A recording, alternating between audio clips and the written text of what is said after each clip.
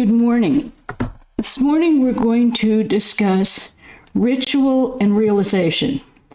Now, you may ask why I chose rituals and realization, because they're two very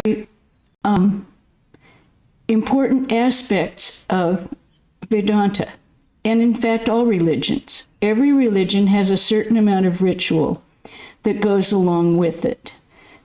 Vedantists and Catholics seem to have the most. Muslims come in next, I think, with their 5 times of prayer a day. But we all have these rituals that we do. What are rituals really? Well, to my mind, they take many forms. A habit is an unconscious ritual that we do. We have certain habits, and they're like what we do on autopilot. We get up, we brush our teeth, we comb our hair, we go to the bathroom, we get ready for the day. These are habits, and they're unconscious. Okay, then we have another kind of habits, I will say, have a great, great influence on our lives. If we can form the proper habits, or habits that lead us towards God, which is all we're trying to do. Our whole thrust in life is to realize God, realize our oneness with Brahman, our oneness with the infinite. And how do we do that? We do it a little step at a time, and forming habits is the first step. We also have schedules, which are imposed by outside external events or people, work a lot of the time. We have work schedules. You have to be at work at a certain time. You have to do this much. You have to, there's expectations within the schedule. Here at the convent, we had, when there were many more of us, schedules, and we rotated on these schedules. And they were very proscribed and imposed by the entire convent, an agreement of how we wanted the work to be done according to Swami Prabhavananda and the Ramakrishna order. So we would get up in the morning, our schedule, 7 o'clock meditation, everyone in the shrine, except the person who was cooking breakfast. 8 o'clock breakfast with everyone. We always sat down to breakfast formally, and we still do. 9 o'clock work schedule, karma yoga, because we divided the day into each one of the yogas. Raja yoga was our meditation. Karma yoga was the work schedule that we had, taking care of the house, doing the cooking, taking care of a garden, working in the bookstore, taking care of the temple, taking care of the shrine. And we had these the schedule was written out, how they were to be done every day, things you had to do, every week what you had to do. And our schedules were 2 months long. So we were on the schedule long enough to really become in charge of it, but not long enough to take ego possession of it, because we had to move on to the next one. One of the things when you take on a job and you're on it too long, your ego can get involved. It's my job. I'm doing it this way. It should be done. But with the imposition of limited schedules, we took care of that problem. Now, there's another thing that we do, which we call routines. And these are self-imposed schedules. We develop a routine that we do every day.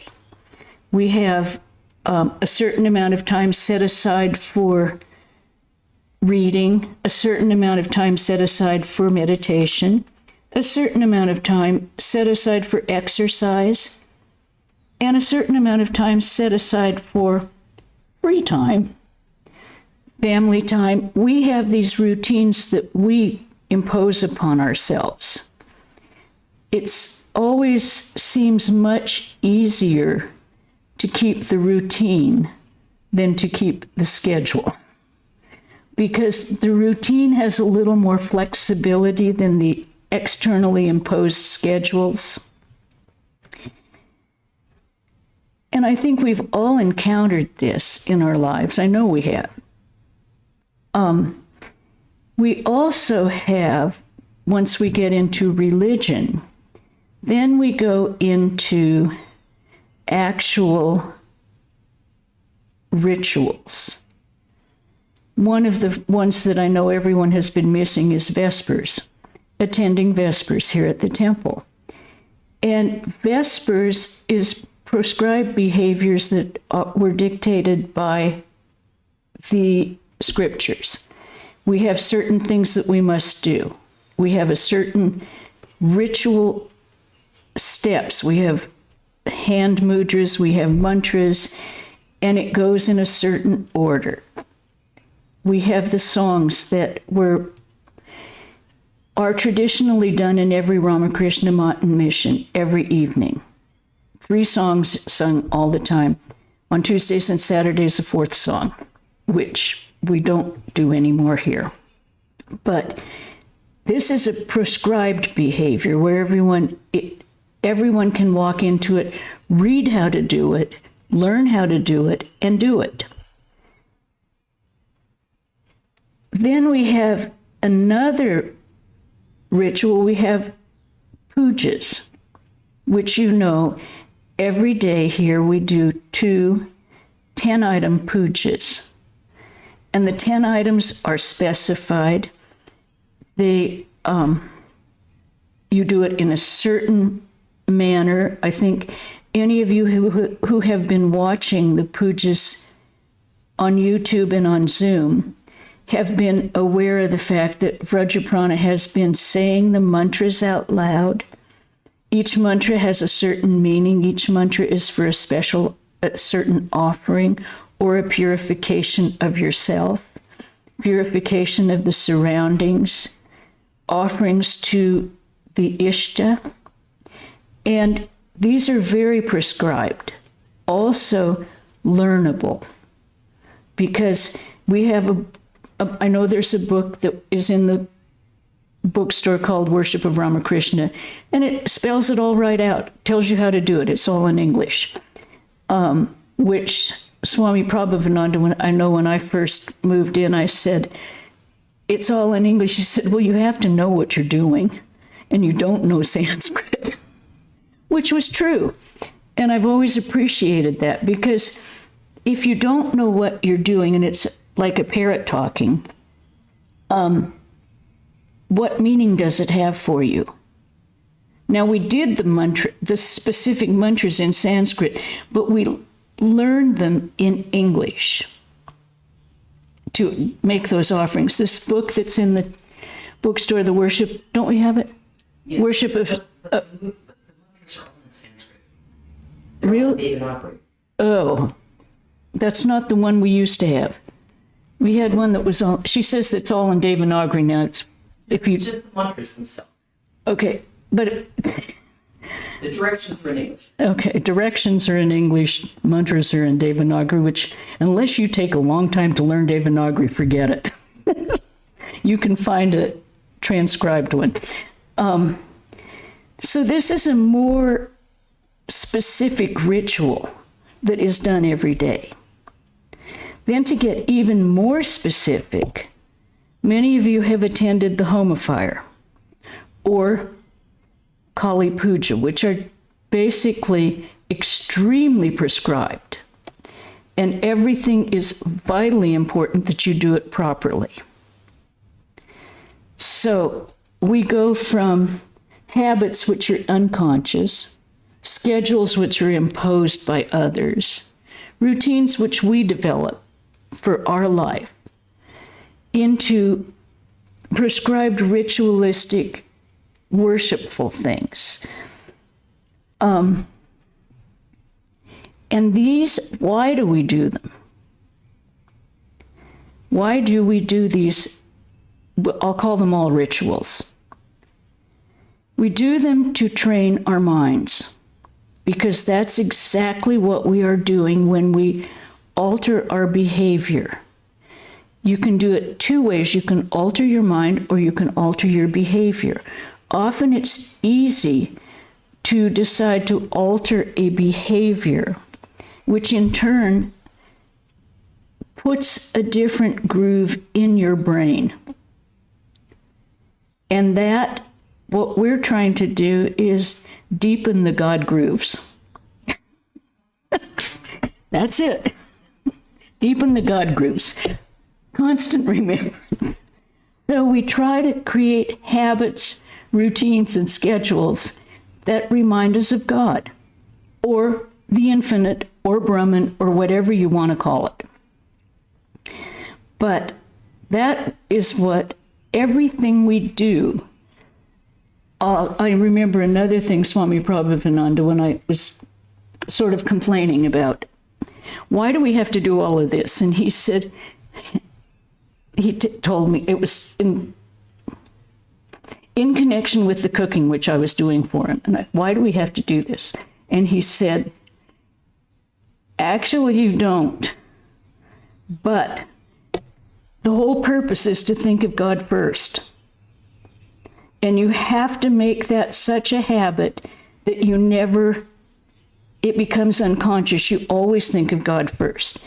Because coming from, this may shock some Indians, coming from an American kitchen, we were quite used to tasting the food as we cooked it to see if the seasoning was correct. Now, when you're offering it in the shrine, you cannot do that. So I was complaining as a young nun that how am I going to know it's okay? How am I going to know it's okay for God to eat if I can't taste it? And he said, well, you learn this and think of God first. And then when I was cooking for him, he said, well, didn't you taste it to see if it was all right? So, time and circumstance, things change.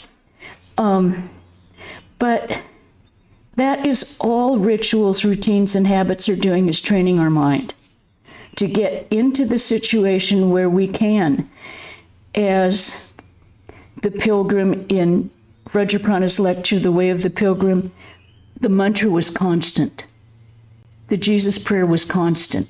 Where we get like Brother Lawrence, where we think of God constantly. It's an unending flow behind everything we do.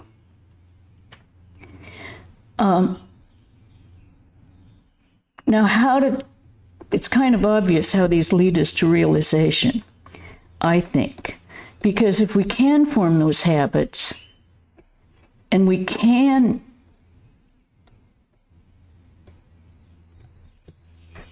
have that constant flow of either the mantra or the thought of God at all times. And as Swami Brahmananda said, 3/4 of your mind, keep it on God. 1/4 is more than enough to do your work. Take care of the external world, which is about all we use anyway. Half the time, the 3/4, maybe half of that is on God if you've been practicing for a while. And the other half is muddling around with, well, I should have done that yesterday, and if I'd done that, and if I said, we're replaying or planning. But what then is realization? Because we talk about all the time, we talk about the purpose of religion, the purpose of our lives is God realization, a transcendental experience which cannot be explained. Oh boy, that's easy. What I have decided it is, and this is my own interpretation, is a non-cognitive experience. And a non-cognitive experience is one not related to the process of acquiring, I'm reading this from the dictionary, not related to the process of acquiring knowledge through the senses, through experience, or through reasoning.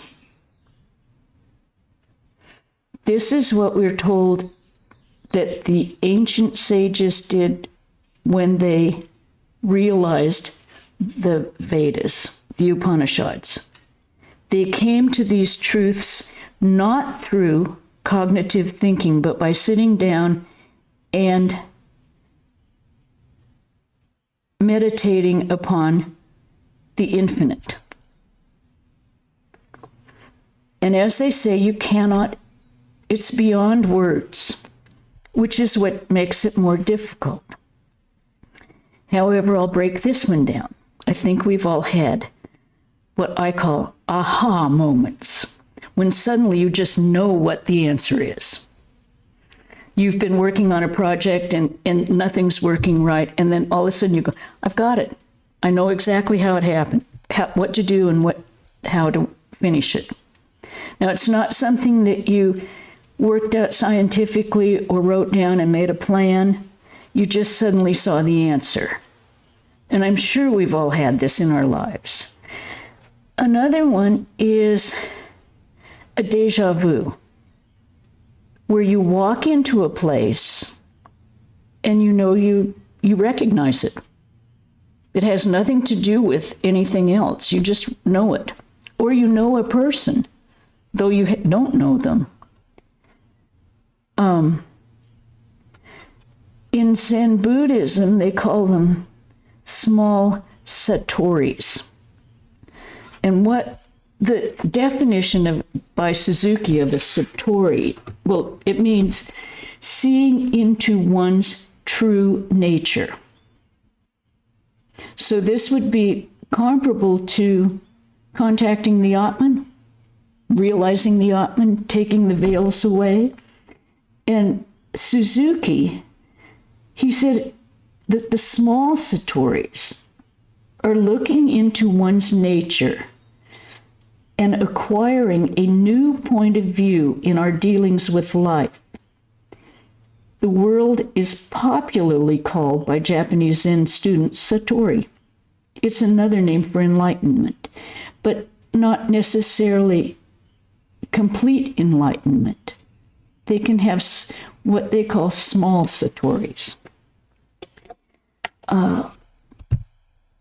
Often the answers to the koans that the Zen Buddhists present before meditation would be considered a small satori. The sound of one hand clapping. Would a tree make a noise falling in a forest with no one around? Those kind of things to put your mind on and realize there is no scientific explanation. You have to realize what they're talking about. The other one of the non-cognitive is intuition.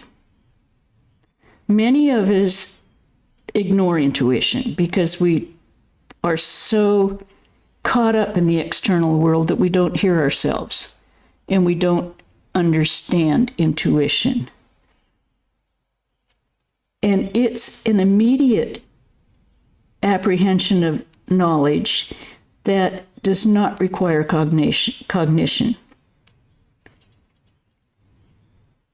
Swami Vivekananda said, when they said, how do you know what a person is thinking? He said, it's very simple. You empty your mind, and the first thought that comes into it is the other person's. We call that intuition because we have not had the realization that Swami Vivekananda had. So most of us, we enter a situation and our intuition says one thing, and then our mind takes over and our cognition takes over, and we start negating our intuition. We just went out on a boat to go across the channel to the islands, and it was a gorgeous day. Intuition would say, this is going to be really kind of dicey. It was so windy and so cold, and the seas were going ba-bum, ba-bum, ba-bum, ba-bum. But our rational mind took over and said, no, this is fun. It was dangerous, but fun. But we do ignore this intuitive knowledge. What I believe that people who have cultivated the intuitive knowledge we call psychics. They are more attuned to listening to their intuition. It's also, if you use it to gain make money, or to predict things for other people, it can stand in the way of your realization of God. Because even if you listen to it too much, you're not keeping up the constant thought of God. You're playing with, oh, I know what's going to happen next. Which brings us into another kind of realization, and that's premonitions.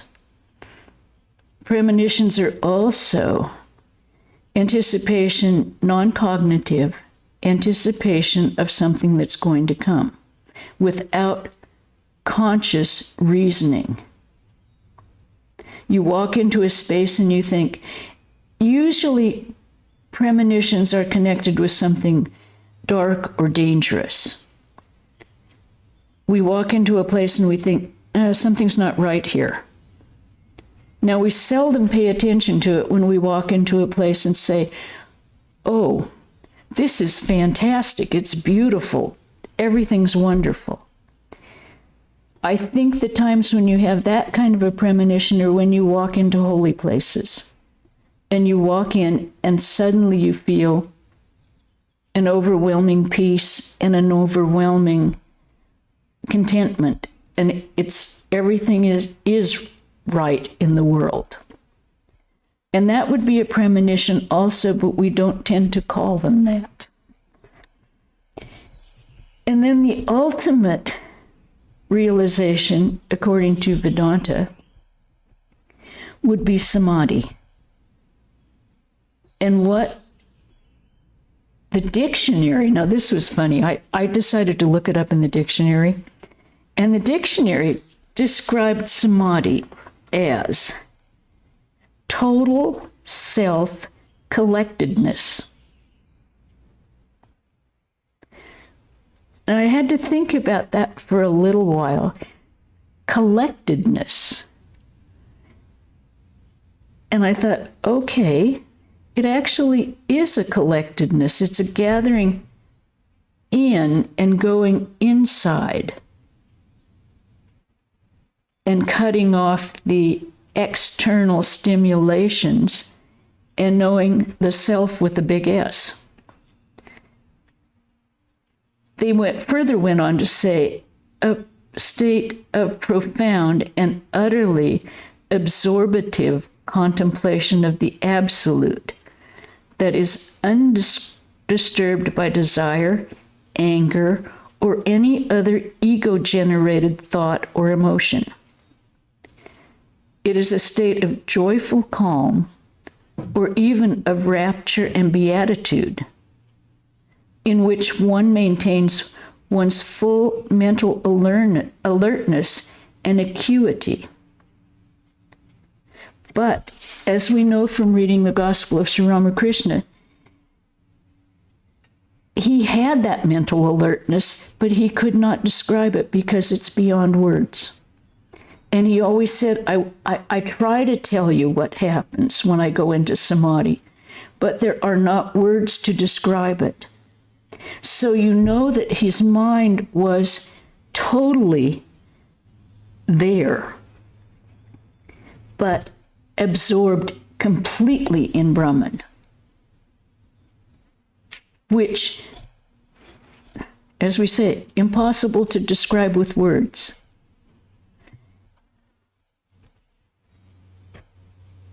The people that I have known that have had, I can't say they've had nirvikalpa samadhi because we are told that they do not hold on to the body very long. But I can say that people that I've known who have had a little bit lower samadhis and divine experiences have a certain way of behaving, a certain way of acting. It's not necessarily what you expect, but it is decidedly always centered in God.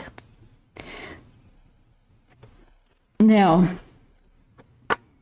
we're going to go on to what happens to rituals once you start having some degrees of realization. Well, as any of us could see when we knew Swami Asheshananda, that rituals gets very simplified. It is totally focused. His mind and heart and being were entirely focused on Divine Mother. But the ritual worship could take place in 7 minutes as he rang a bell and pointed at things on the altar. There was no out loud mantras. There was no, it was surprising to watch. However, as you watched it, you knew that something extremely holy was going on. Your heart was uplifted. You had no doubts in your mind that this was a real worship of the Divine Mother. And then he would say things like, he'd make all the prasad, and you'd say, "It's good pious today, Swami." Milk was going bad. So, totally practical at the same time. There are simple pujas that you can do in your own home, and these are just as effective as the highly prescribed pujas that are done in temples, if they are done with your entire mind and heart devoted to God. You can just greet the Lord every morning. If you like incense, wave a little incense. If you want to offer a little water, if you want to offer a flower, they're very simple things that you can do. Just what you would do for your most beloved guest, and offer them with your wholehearted devotion. There doesn't have to be any complicated mantras or mudras. What it takes is the constant thought of God and the infinite. But everyone can do that. And you can do a simple Vespers. If you go in the morning and you offer a glass of water and a little fruit to the Lord, then in the evening you go in and you maybe wave a candle, maybe wave some incense, and talk to the Lord as if your friend was there, with your wholehearted devotion. And if you don't have wholehearted devotion, with as much as you can muster. I mean, that's where we are, as much as we can muster. And the purpose of this simple worship or it's not even a worship, it's a recognition of the divine at the beginning of the day, and an appreciation in the evening, is once again training our minds, creating and intensifying intimacy with our connection with the divine, and a constancy of intention. Because if we make it a routine every single day, then you'll find you can't even get up in the morning without saying good morning to them. It's that simple. And that's an acknowledgement that God is first in your life. And the realization is, I'm going to start my quotes now because some of the Swamis in the order, the quotes are much better than I can ever say it.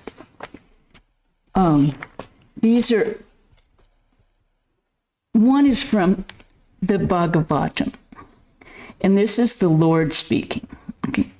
Vishnu, I'm not easily obtainable by sacrificial rites or ceremonies, but I reveal myself unto those who see me in all beings and all beings in me.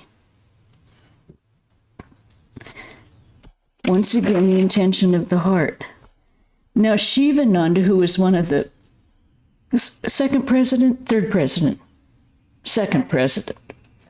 yeah, of the order and a direct disciple of Sri Ramakrishna, said, and we're going back to the whole concept of self-effort and grace, you cannot realize God through tapasya, sacrifice, charity, or study of scriptures.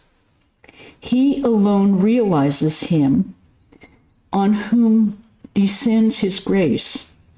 But then you have, on the other hand, the words of the Upanishads.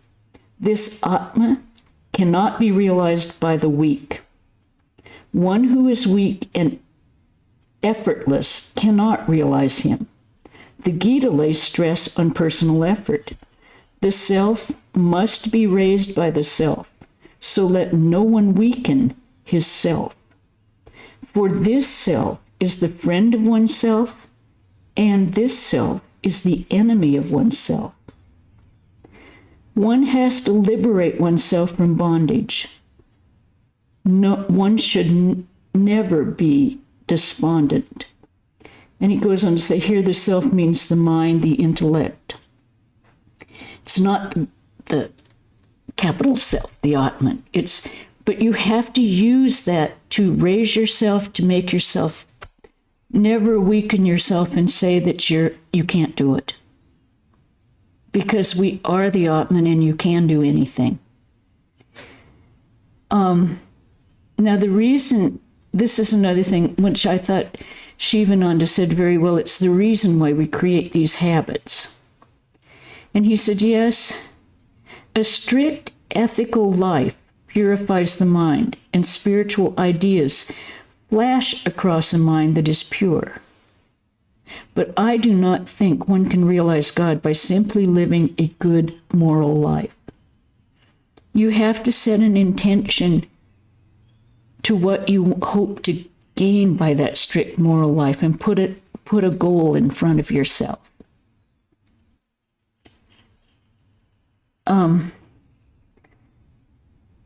Sardananda, whom you know took care of Holy Mother for so many years and wrote the Great Master, while he was sitting in front of her hut or her office or her home in the Udbodhan,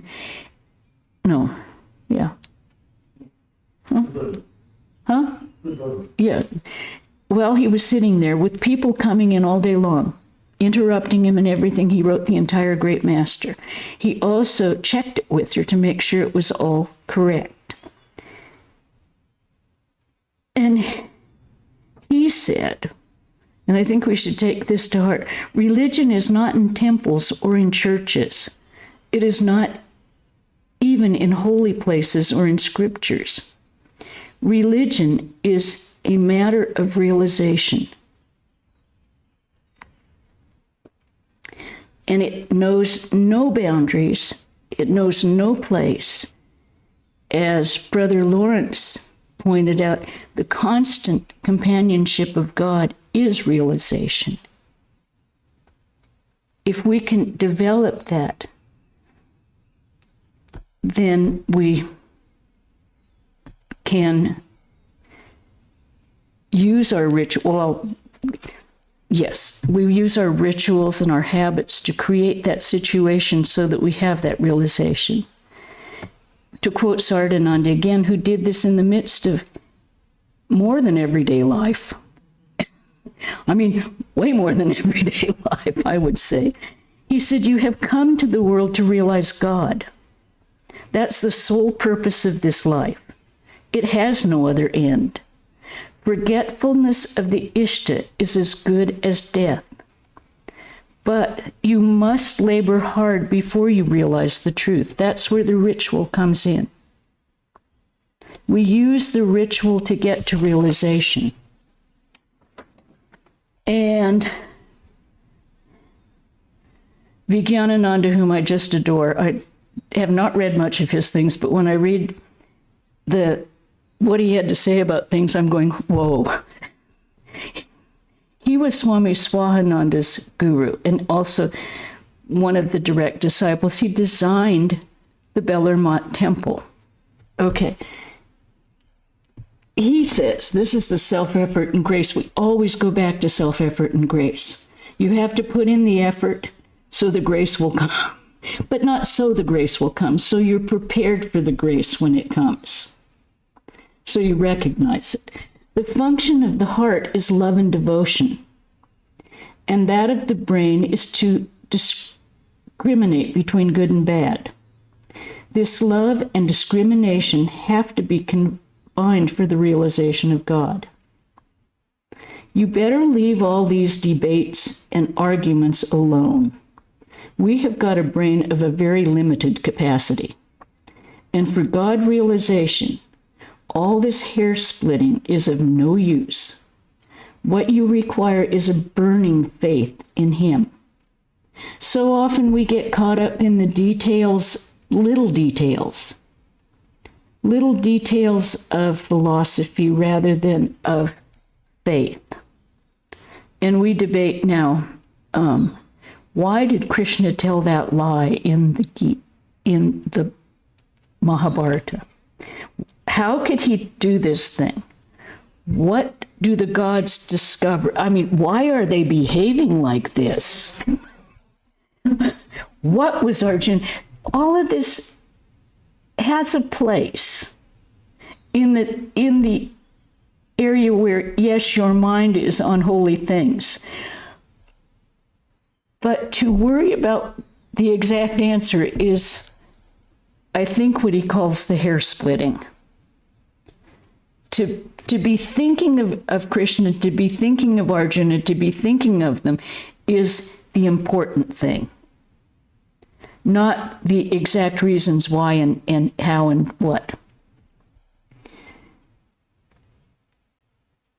And he says the one habit we must develop, know it to be the last word, that to realize God, you have to be wholly truthful in thought, word, and deed. Now, this is absolutely what Ramakrishna told us over and over again. The austerity of this age is truth. And he, remember when he got so upset, well, he got so that he didn't want to look at Swami Brahmananda, who was Rakal at the time, because he saw a dark cloud in front of his face. And he said, what have you done? Have you told what have you done? Something's wrong. And Rakal couldn't think of anything. And finally he remembered that he had told a joke, which wasn't quite true. And Ramakrishna wrote something on his tongue and took it away. But being aware of what's coming out of our mouths, because truthfulness, we have often developed a habit of maybe sarcasm, maybe repartee that's,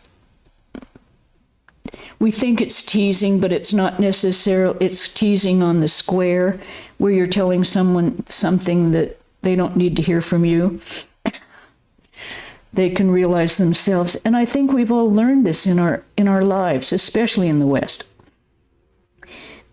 We were reading a section of the Gospel the other night, and Ramakrishna was laughing about how Balaram did things, but he does it in front of Balaram, and they're all having a wonderful time, and they all love Balaram. And I'm thinking, yes, he's saying these things, but they're all there singing, dancing, and celebrating God.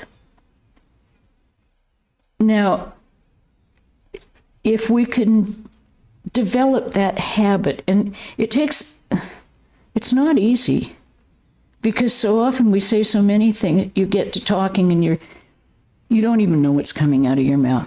Like, quite frankly, I won't know what's come out of my mouth by the end of this lecture. I'm hoping it's okay.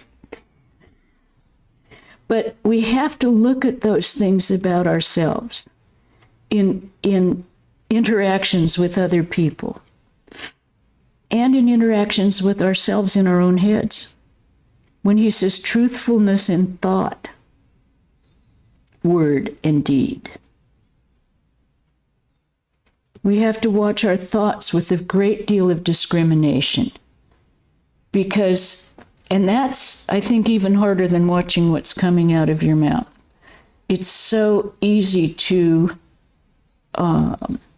give yourself some wiggle space in your mind. But we have to be brutally honest with ourselves too. And I'm going to end this with a quote from Swami Brahmananda. And this is habit leading to realization. Just do one thing. Always try to remember God. I also do that. Be active, but keep the constant recollection of God. This constant flow of thought toward God is meditation. Neither time nor place nor circumstances need to be taken into account in this practice. Plunge in. Oh, the joy of it. If you once taste that joy, everything else will lose its savor for you. So I'll stop there, and if there's any questions or comments.